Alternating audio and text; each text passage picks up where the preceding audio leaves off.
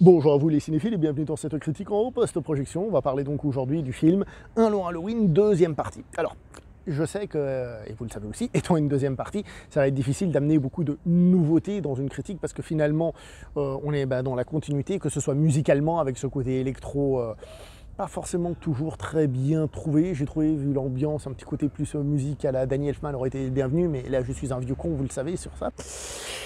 Et on est aussi dans la continuité au niveau du graphisme, du visuel. Alors visuellement, je suis toujours un petit peu partagé avec ces dessins. C'est pas que je les trouve moches. Je les aime bien. Je crois que quand j'ai parlé de Man of Tomorrow, j'avais dit que je les avais bien aimés. Hein.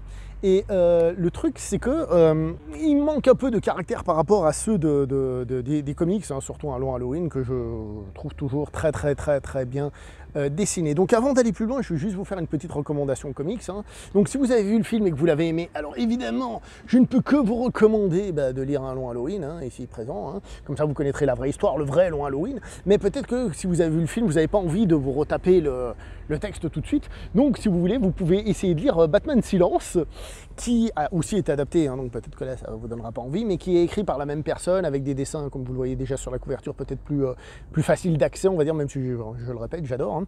Et moi, mon petit conseil, vraiment le petit conseil que moi je vous donnerais, c'est de lire carrément la suite d'un long Halloween, parce qu'il y a une suite d'un long Halloween qui existe en comics, qui s'appelle donc, je vais y arriver, Amère Victoire, qui est ici, et qui est par la même équipe qu'un long Halloween, même dessin, même scénariste.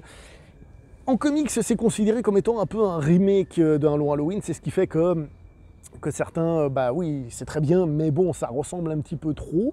Mais si vous avez vu le film et vous voulez lire un comics, bon, pourquoi pas celui-là, parce que justement, ça apportera une suite, une différence, etc. C'est pas tout à fait pareil, même s'il y a toujours un tueur, etc.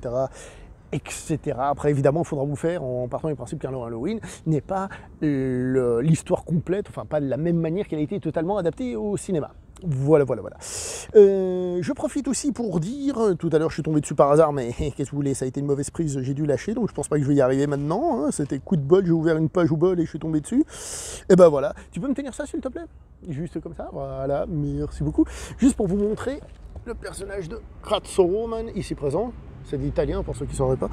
Catwoman, donc, comme vous voyez, et vous pouvez faire pause sur l'image si vous n'avez pas vu, est un personnage qui est plutôt violet, qui a un style de... dans les dessins que j'adore, hein, d'ailleurs vous avez pu voir le style de dessin.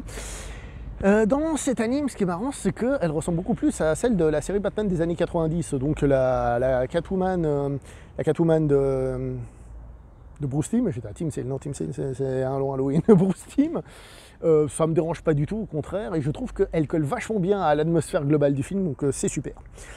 Bon, cette deuxième partie, alors, tout d'abord, cette deuxième partie est beaucoup plus centrée, je trouve, sur ce qu'est Double Face, l'évolution de Double Face, d'Harvey Dent. Oh zut, j'ai spoilé, merde, j'ai pas fait exprès. Vous le saviez, donc hein, voilà, on va pas tourner autour du pot, hein, tout le monde le sait. C'est pas tant qu'est-ce qui va arriver plutôt que comment ça va arriver dramatiquement, etc. Il y a aussi donc toute une partie sur la relation Batman-Catwoman qui est cependant très classique. Je trouve que c'est quelque chose qu'on voit très souvent en ce moment, que ce soit dans les comics ou même dans l'animation, tout ça. Bon, personnellement, la première fois que je crois que je l'ai vu, c'était dans Batman le défi au cinéma, donc ça commence à dater, mais pour dire que oui, c'est quelque chose que l'on voit régulièrement, c'est bien traité, je dis pas que c'est mal traité, mais je trouve que ça pêche au niveau de l'originalité. Et évidemment, on a toujours la traque du tueur. Alors, le comics, hein, Halloween, je l'ai lu il y a un petit moment, hein, comme je vous avais dit dans la première vidéo. Je peux dire comme ça, au premier abord, qu'il m'a l'air d'avoir pas mal de différences entre le comics et le film, même si la base est toujours la même et très solide. Il y a l'air d'avoir pas mal de différences, dont certaines qui peuvent surprendre. J'ai pas envie de vous spoiler le film, mais je pense que la fin, elle peut plaire comme elle peut déplaire, parce qu'elle va un peu... bousculé. Après, comme j'ai dit, j'ai pas le comic 100% en tête, mais dans mes souvenirs, c'était pas ça. Voilà. Tout ça pour dire ça. Mais en tant que tel, on est dans la continuité donc du premier film. Ce qui fait que si vous avez aimé le premier film, vous allez aimer celui-là. Et je dirais même, hein, rappelons que c'est quand même une histoire coupée en deux. Hein, je rappelle 2 fois 1h24-25 environ. Donc en gros, un film de 2h50. Ce qui est quand même pas mal du tout, hein. D'ailleurs en voyant le film je me disais il y en a tellement qui vont mettre ça et qui vont couper les génériques et pas les coller ensemble sur un fichier.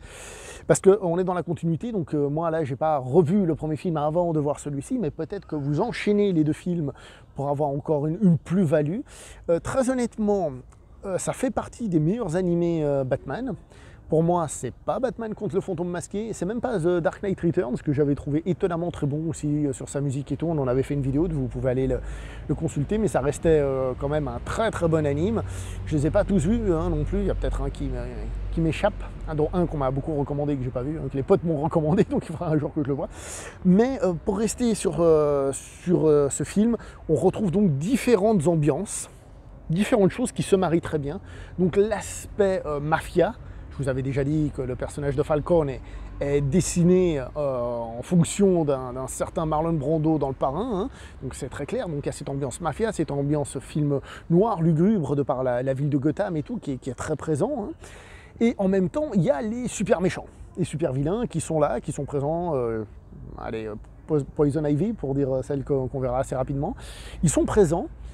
Et le film essaye aussi de faire une espèce de gros climax de fin, comme il l'avait déjà fait pour le premier film, une espèce de bataille finale, pour essayer de rendre le truc épique et pas juste l'épisode de la semaine, mais qui est une espèce de coup marquant. Alors, c'est peut-être pas le truc le plus spectaculaire que l'on ait jamais vu dans l'univers Batman ou autre, hein, on va pas se mentir à ce niveau-là. Mais, encore une fois, ça fonctionne très bien. Là où j'ai un petit peu plus de peine, c'est essayer de faire ce final de ouf, avec plusieurs méchants et tout. Et en même temps, le principe d'un long Halloween, c'est quand même quelque chose de très simple, de très détective, hein, de très film noir, qui est un peu, on va dire, un opposé d'une certaine manière à un blockbuster où on finit avec des explosions partout. Il n'empêche que le film marie tout ça avec une certaine réussite.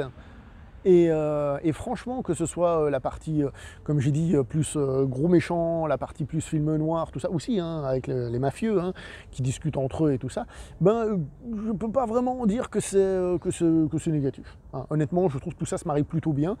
Et ça donne à ce film une consistance très réussie, plus que, comme je dis souvent, le petit épisode de la semaine. Hein. Évidemment, il y a des petits épisodes de la semaine qui sont très très bons, hein, c'est ce que je suis en train de dire.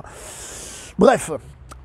La suite, dans la continuité, je l'ai déjà dit 5 fois, mais pour que vous compreniez, et ça conclut pour moi de manière très satisfaisante ces deux films qui n'en font qu'un, bien que la fin pourra surprendre et donc laisser certaines personnes sur leur faim, mais ça c'est un parti pris que je trouve intéressant pour pas juste finalement ne prendre aucun risque et transcrire le comics avec les dessins en moins.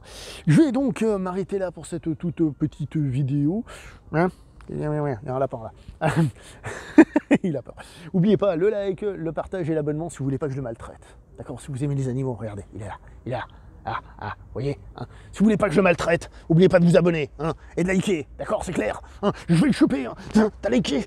Bon, je vais m'arrêter là. Allez, pour tout, ciao tout le monde.